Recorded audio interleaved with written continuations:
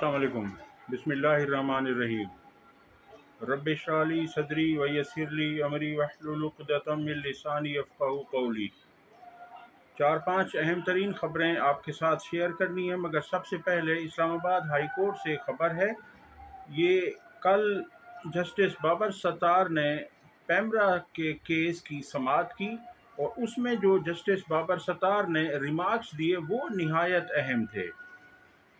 उनका पैमरा से मकालमा था और उनका कहना था कि आप ये रिकॉर्ड लेकर आए हैं, पैमरा खुद को क्यों शर्मिंदा कर रहा है। जस्टिस बाबर सत्तार, ISPR ने पैमरा के सामने अपने तहफ़्फ़ुज़ात का इजहार किया था। वकील पैमरा, ISPR कैसे डायरेक्टिव जारी कर सकता है? यानी जस्टिस बाबर सत्तार का कहना था कि ISPR कैसे हिदायत जारी कर सकता है, ISPR की लीगल स्टैंडिंग क्या है। जस्टिस बाबर सत्तार ने पैमरा को आड़े हाथों लिया और उसके बाद जस्टिस बाबर सत्तार ने पैमरा को इन रिमार्क्स के साथ 2 हफ्ते का वक्त दिया है कि क्या आप वाकई चाहते हैं कि मैं इससे मुतालिक जजमेंट दूं, मैं इससे मुतालिक फ़ैसला दूं। आपको पहले भी मौका दिया था कि जाएं अपना मसला फ़िक्स करें, 2 हफ्ते में इसे हल करें, वरना मैं फ़ैसला दे दूंगा। ISPR या पैमरा का क्या ताल्लुक कि वो बताएं कि टीवी प्रोग्राम्स में कौन बैठेगा और कौन नहीं। ये दिफाई तज्ज़ियाकारों से मुताल्लिक केस था जिसमें ये कहा गया था कि ISPR कहता है कि किस केस में कौन बैठेगा। तो इस पर जस्टिस बाबर सत्तार ने ये रिमार्क्स दिए। शेर अफजल मरवत का कहना है कि मेरे नाक़दीन को चैलेंज किया जाता है कि अगर 24 नवंबर के एहतजाज में मेरा किरदार और कारकर्दगी बेहतरीन ना हो तो मुझ पर तनकीद करें, लेकिन शो डाउन से पहले तनकीद मेरी समझ से बालातर है। वो कहते हैं कि इंशाअल्लाह मैं इस्लामाबाद में क़यादत करूँगा और मुज़ाहमत और बहादुरी की तारीख़ रकम करूँगा। मैं हर एक से अपने उनका कहना है कि मैं हर एक से अपने तरग़ीबी वीडियो बयानात शेयर करने को कहूँगा जो मैं रोज़ाना जारी कर रहा हूँ। ये तारीख़ बताएगी और वक्त बताएगा कि मैं वादा पूरा करता हूँ। मैं PTI के कारकुनों और तमाम पाकिस्तानियों को मायूस नहीं करूँगा। ऐसा कहना था शेर अफजल मरवत का। देखिए, शेर अफजल मरवत वाकई काम कर सकता है, बहादुर आदमी है और इमरान खान साहब से मुखलिस है। लिहाजा उनका कहना है कि आप वक्त आने दें, वक्त आने पर आपके सामने मेरी कारकर्दगी आ जाएगी। अगर मेरी कारकर्दगी आपके सामने ना आए या आप मेरी कारकर्दगी से मुतासिर ना हो तो उसके बाद फिर आपका हक है कि आप तनकीद करें। नुसरत शहबाज जो सीनियर सहाफ़ी हैं वो कहते हैं कि शहबाज शरीफ पाँव भी पकड़ लें तो PTI उनसे मुज़ाकरात नहीं करेगी। बिल्कुल ऐसा ही है। PTI शहबाज शरीफ से मुज़ाकरात क्यों करेगी? शहबाज शरीफ के पास है क्या? शहबाज शरीफ तो खुद अपनी सीट हारा हुआ है। फॉर्म 47 के ज़रिए उसे सीट दी गई है। वो मज़ीद कहते हैं कि शहबाज शरीफ अगर PTI के पाँव भी पकड़ ले तो फिर भी उनसे मुज़ाकरात PTI नहीं करेगी। देखे हैं, वो शेर कहते हैं आगे कि देखे हैं बहुत हंगामे मोहब्बत के, अंजाम भी रुसवाई आगाज़ भी रुसवाई, इसीलिए मना करता था टोटिया मन मोटिया इस गली ना जा, शहबाज शरीफ भी तोता बनेंगे। ऐसा कहना था नुसरत शहबाज का जो कि सीनियर सहाफ़ी हैं। अब सबको पता चल चुका है कि इनकी औकात क्या है, इनके पास इख्तियारात क्या हैं, इनकी कौन सुनता है। قیدیوں سے سیاسی گفتگو پر پابندی ختم کرنے کا فیصلہ معطل کرنے کی استدعا مسترد کر دی گئی ہے۔ یہ ہائی کورٹ میں ڈبل بینچ کے سامنے، یعنی 2 ججز کے سامنے یہ استدعا کی گئی تھی کہ جو فیصلہ دیا ہے جسٹس سردار اعجاز اسحاق خان نے، اس فیصلے کو معطل کیا جائے۔ میں آپ کو اس کا بیک گراؤنڈ بتاؤں۔ اس فیصلے میں جیل سپریڈنٹ نے یہ درخواست لگائی تھی اور حکومت بھی ان کے ساتھ تھی کہ عمران خان صاحب سے جو لوگ ملاقات کرنے آتے ہیں جیل میں، وہاں عمران خان صاحب اور ان کے دیگر رہنما سیاسی گفتگو کرتے ہیں، اور سیاسی گفتگو کے نتیجے میں ان کا کہنا ہے کہ پھر یہ جلسے جلوس کرتے ہیں، کارنر میٹنگز کرتے ہیں، اور اس کے بعد ملک کے حالات خراب ہوتے ہیں۔ لہٰذا عمران خان صاحب کو منع کیا جائے کہ وہ جیل میں سیاسی گفتگو نہ کریں۔ اس پر جسٹس سردار اعجاز اسحاق خان نے فیصلہ دیا تھا کہ ایسا نہیں ہو سکتا، یہ فنڈامنٹل رائٹ ہے، بنیادی حقوق ہے، اور وہ چونکہ سیاسی لیڈر ہیں تو انہوں نے سیاست پر ہی بات کرنی ہے۔ تو اس فیصلے کے خلاف اب پھر سے یہ جیل سپریڈنٹ اور حکومت نے اپیل کی ہے اس فیصلے کے خلاف، اور وہ ڈبل بینچ میں اس کی سماعت ہوئی تھی، وہاں بھی ان کا کہنا یہی تھا۔ اب پی ٹی آئی رہنما جیل میں جا کر عمران خان سے ہدایات لیتے ہیں اور باہر آ کر مسائل پیدا کرتے ہیں، اس لیے جیل میں قیدیوں کی ملاقاتوں میں سیاسی گفتگو پر پابندی ختم کرنے کا سردار اعجاز اسحاق خان کا فیصلہ معطل کیا جائے۔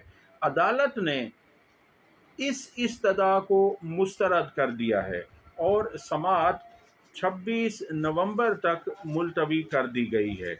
اب آپ دیکھ لیجئے کہ یہ حکومت اور جیل سپرنٹینڈنٹ یہ ایک عمران خان سے ملاقات پر اتنے خوف زدہ ہیں، تو یہ آگے ان کا کیا بنے گا؟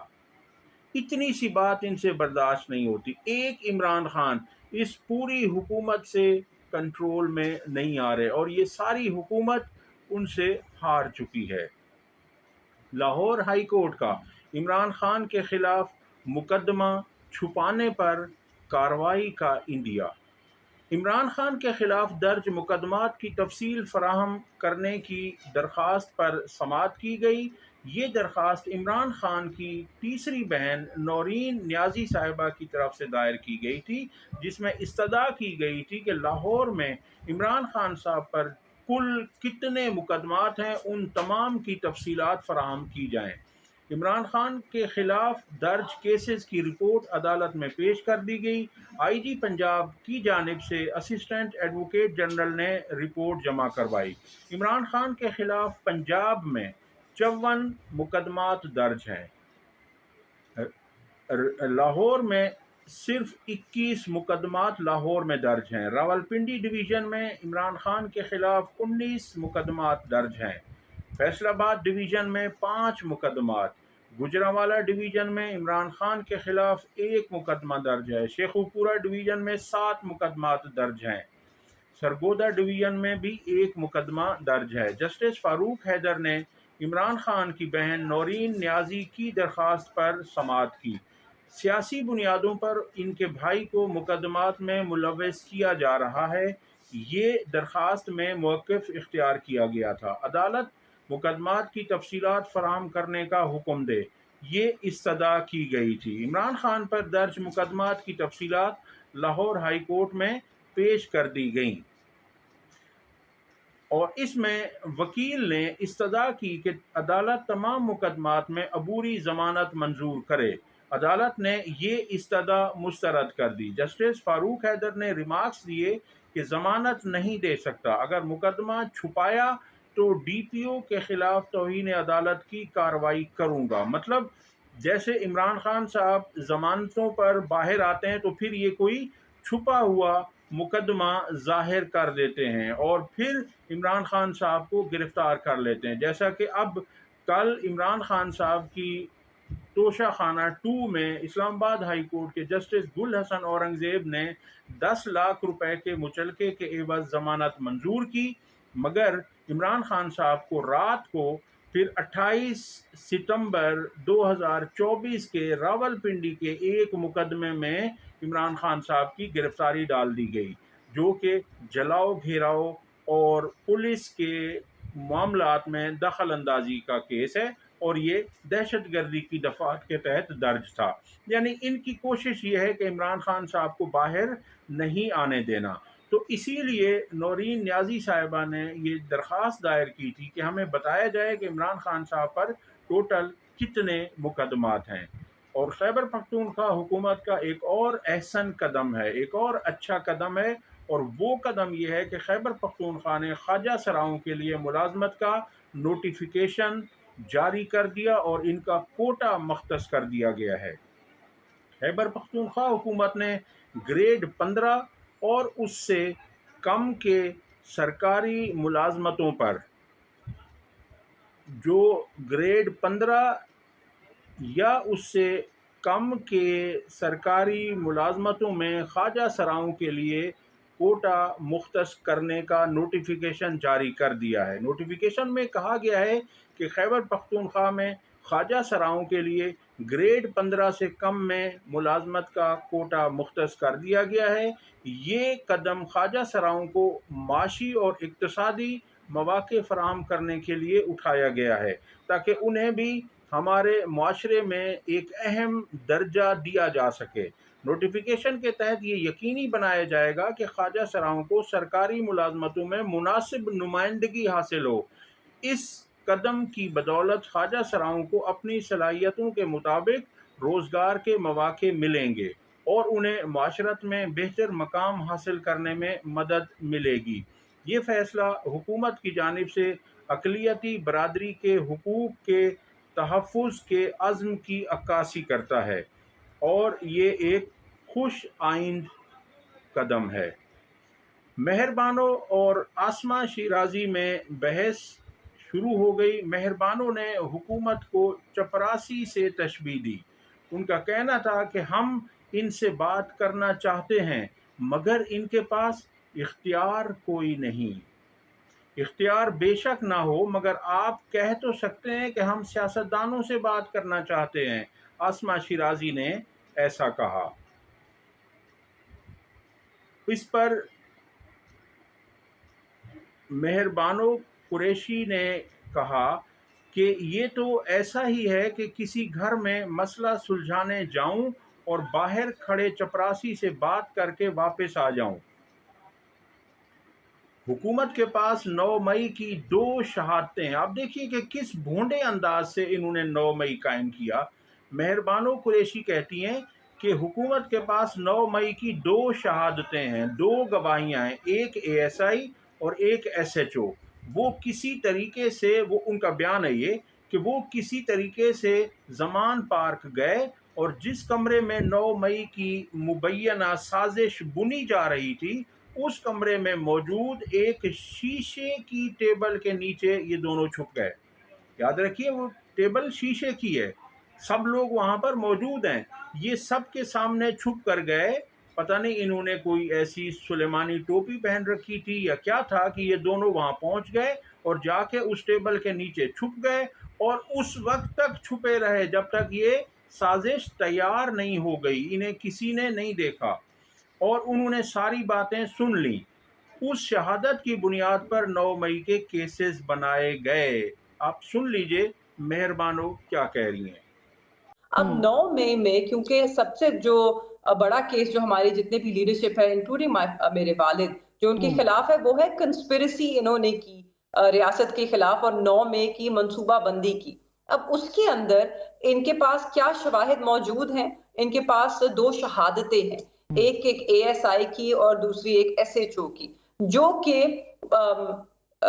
زمان پاک کے اندر جس کمرے میں میٹنگ ہو رہی تھی، جہاں پہ ایک ہی ٹیبل ہے، وہ شیشے کی ہے، مگر اس ٹیبل کے نیچے وہ چھپ کے کسی طرح وہ گھر میں داخل ہوئے اور وہ ٹیبل کے نیچے چھپ کے یہ گفتگو سن رہے تھے، اور وہ ہے گواہ، وہ ہے شہادت کی جس کی بنا پہ انہوں نے کیسز بنائے۔ مگر میرا ایک سوال ہے کہ اگر انہیں 2-3 دن پہلے یہ پتا تھا کہ ایسی منصوبہ بندی ہوئی ہے اور ان 2 بہادر پولیس افسران نے یہ بات سنی تھی جی تو سن لیا. اب تک کے لیے اتنا ہی. ویڈیو پسند آئی ہو تو لائک اور شیئر کریں اور چینل کو سبسکرائب کریں. اللہ حافظ.